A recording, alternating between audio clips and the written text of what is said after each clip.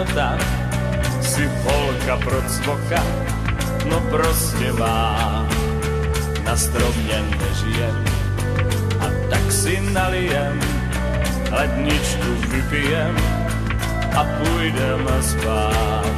A až se postaví, volám do Prahy nějakýmu Vávrovi, co žije v podkroví, ať už se nezlobí, ze šmudly nesoudí, kastičku pohladí a pěkný pozadí.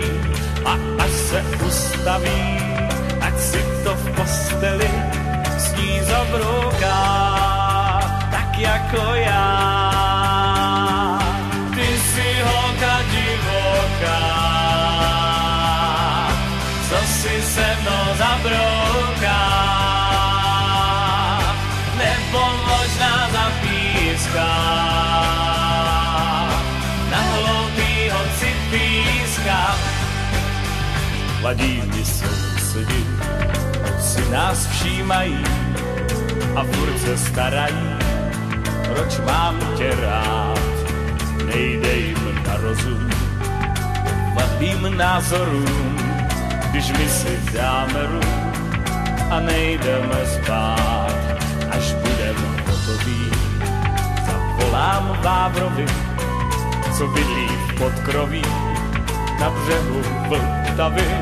Jestli je v posteli, tak ať se přitulí a zabrouká, tak jako já.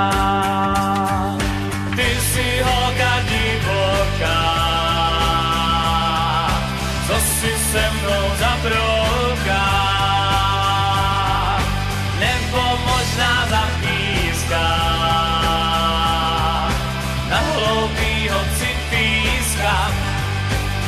Tak brnknem Vávrovi, ať volá Milovi, nech život oslaví, když hloupý závidí, ať se jim postaví.